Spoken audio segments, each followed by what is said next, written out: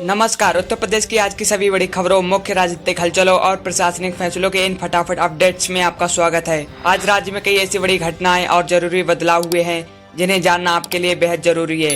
बिना समय गवाए सीधे चलते हैं आज की बड़ी खबरों पर। यूपी में मौसम का बड़ा अलर्ट, 40 से अधिक जिलों में अगले 7 दिनों तक भारी बारिश की चेतावनी। मौसम विभाग ने उत्तर प्रदेश के 40 से अधिक जिलों में अगले 7 दिनों तक भारी बारिश और तेज हवाएं चलने का येलो अलर्ट जारी किया है। प्रशासन ने लोगों को खराब मौसम में सुरक्षित स्थानों पर रहने और सतर्क रहने की सलाह दी है। राशन कार्ड धारकों के लिए अच्छी खबर, सरकारी कोटे पर अब मिलेगा बेहतर और अच्छी गुणवत्ता का चावल। खाद्य मंत्रालय ने बड़ा फैसला लेते हुए सार्वजनिक वितरण प्रणाली यानी सरकारी कोटे की दुकानों पर मिलने वाले अनाज के नियमों को और सख्त कर दिया है। अब राशन कार्ड धारकों तक बेहतर मिलिंग और अच्छी गुणवत्ता वाला पौष्टिक चावल पहुंचाया जाएगा। दिव्यांग जनों के लिए बड़ा फैसला, आश्रय गृहों में रहने वाले मासिक अनुदान 2000 से बढ़ाकर 3000 रुपए हुए। समाज कल्याण विभाग ने बड़ा फैसला लेते हुए आश्रय गृहों में रहने वाले दिव्यांग निवासियों की आर्थिक मदद बढ़ा दी है। अब मूक बधिर, मानसिक रूप से कमजोर और शारीरिक रूप से दिव्यांग निवासियों की मासिक सहायता को 2000 से बढ़ाकर 3000 कर दिया गया है। अखिलेश यादव का बीजेपी को खुला चैलेंज, दम है तो इसी साल सितंबर में करा लें चुनाव। समाजवादी पार्टी के प्रमुख अखिलेश यादव ने सरकार पर निशाना साधते हुए बड़ी चुनौती दी है। उन्होंने लखनऊ में एक बयान के दौरान कहा कि अगर सत्ता पक्ष को अपने काम पर इतना ही भरोसा है तो आगामी चुनाव इसी साल सितंबर में ही करा लिए जाएं। बिजली उपभोक्ताओं को बड़ी राहत, नए वित्तीय वर्ष 2026 से 27 में नहीं बढ़ेंगी बिजली की दरें। उत्तर प्रदेश के करोड़ों बिजली उपभोक्ताओं के लिए राहत की बड़ी खबर है। नए वित्तीय वर्ष 2026 से 27 के दौरान बिजली की दरों में कोई भी बढ़ोतरी नहीं की जाएगी। राज्य विद्युत नियामक आयोग की बैठक में इस फैसले पर अंतिम मुहर लग गई है। ग्राम प्रधानों पर हाईकोर्ट सख्त, प्रशासक नियुक्ति करने के फैसले पर सरकार से मांगा जवाब। ग्राम प्रधानों का कार्यकाल खत्म होने के बाद दोबारा प्रशासक नियुक्ति करने के फैसले पर इलाहाबाद हाईकोर्ट ने कड़ा रुख अपनाया है। अदालत ने एक जनहित याचिका पर सुनवाई करते हुए इस नीति को लेकर राज्य सरकार से विस्तृत जवाब मांगा है।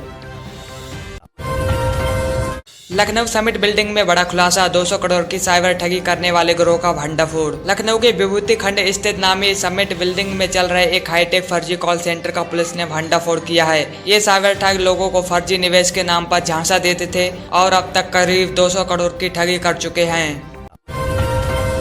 युवाओं के लिए माई युवा योजना, नया स्टार्टअप और बिजनेस शुरू करने के लिए मिलेगा 5 लाख तक का ब्याज मुफ्त लोन। मुख्यमंत्री योगी आदित्यनाथ की माई युवा योजना के तहत प्रदेश के युवाओं को आत्मनिर्भर बनाने के लिए बड़ा कदम उठाया गया है। अब युवाओं को अपना नया बिजनेस या स्टार्टअप शुरू करने के लिए सरकार की तरफ से 5 लाख तक का ब्याज मुफ्त लोन मिलेगा।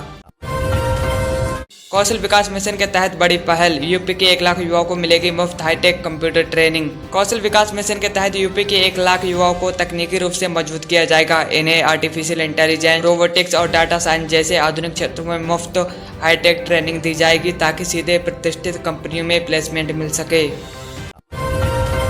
लखनऊ कानपुर एक्सप्रेसवे पर आई बड़ी अपडेट, आगामी 13 जुलाई को होने जा रहा भव्य उद्घाटन। लखनऊ और कानपुर के बीच का सफर अब सिर्फ 45 मिनट का रह जाएगा। दोनों शहरों को जोड़ने वाले बहुप्रतीक्षित और आधुनिक 6 लेन एक्सप्रेसवे का काम पूरा हो चुका है, जिसका आगामी 13 जुलाई को भव्य उद्घाटन होने जा रहा है।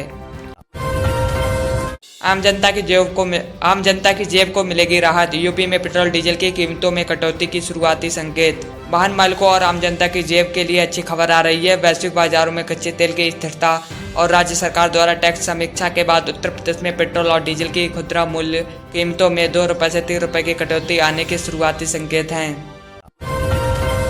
IRCTC का बड़ा डिजिटल अपडेट, तत्काल टिकट बुकिंग की रफ्तार अब पहले से 5 गुना तेज। अगर आप भी अक्सर ट्रेन से सफर करते हैं तो IRCTC ने आपको बड़ा डिजिटल तोहफा दिया है। मुख्य सर्वरों को पूरी तरह अपग्रेड किए जाने के बाद अब पीक आवर्स के दौरान ट्रेनों के तत्काल टिकट बुकिंग की स्पीड पहले से 5 गुना तेज हो गई है। यूपी के 4 जिलों में बड़ी प्रशासनिक कार्रवाई, 9 कीमती शत्रु संपत्तियों की नीलामी प्रक्रिया हुई शुरू। गृह मंत्रालय के शत्रु संपत्ति कस्टोडियन और राज्य राजस्व विभाग ने यूपी के 4 प्रमुख जिलों में बड़ी कार्रवाई की है। यहाँ चिन्हित की गई 9 कीमती शत्रु संपत्तियों का मूल्यांकन पूरा कर लिया गया है और उनकी सार्वजनिक नीलामी की प्रक्रिया शुरू कर दी गई है।